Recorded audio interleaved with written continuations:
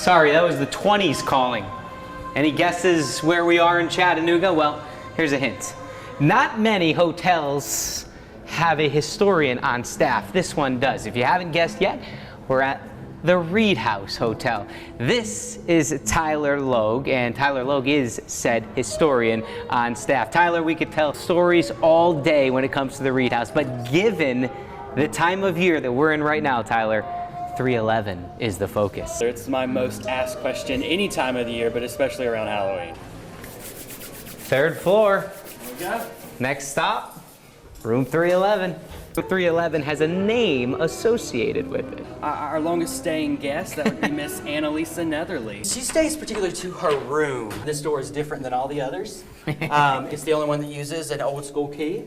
You remember when I said it was the 20s calling on the phone? Well, this is the 20s. All this is particularly done just to make Annalisa feel like she did in the late 1920s. And I think all of the stories have to do with the bedroom. Yep. And the bathroom. So Annalisa Netherly came here in the late 1920s with her husband. She was very beautiful. Okay. Okay. So she attracted a lot of men to her. Mm-hmm. One day while her husband was downstairs smoking a cigar, she had invited a gentleman caller up to the room with her. And so her husband came back and he saw this. Oh boy. He flew into a rage. He left. Mr. Netherly just walked out of the room. And Annalisa's like, I'm not going to deal with him right now. I'm going to relax. I'm going to take a hot bath.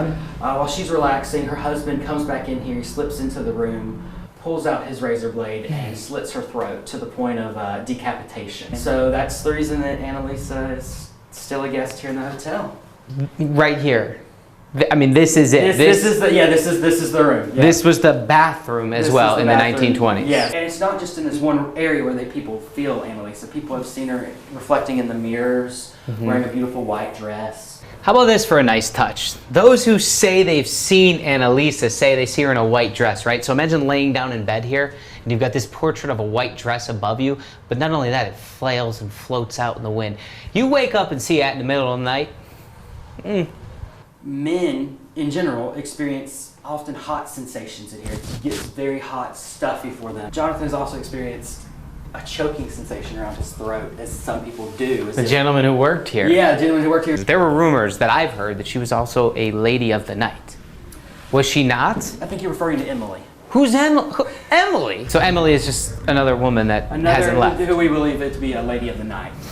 Yeah. Annalisa was just a very beautiful woman who happened to attract wanted and unwanted attention. Where's Emily? Oh, Emily could be anywhere. Is that... That was it right there. Where's Emily? Well, you don't want to know. Anywhere, Allison. That place, that room alone, you saw the bars on the window there in one of those shots, right? That is going to be another 3 in your town because there's a famous mobster that stayed there one night after Annalisa died. Ooh. Yeah, and spooky season, cool stories. Right? Transporting from Miami to Chicago where he would face trial, they stopped in Chattanooga, the halfway point. This is talking about Al Capone, of course. So we're going to talk about that one at some other time as well. But that 311 room, ooh. Gives you a little shivers there. It does. Kind of like the temperatures next few days.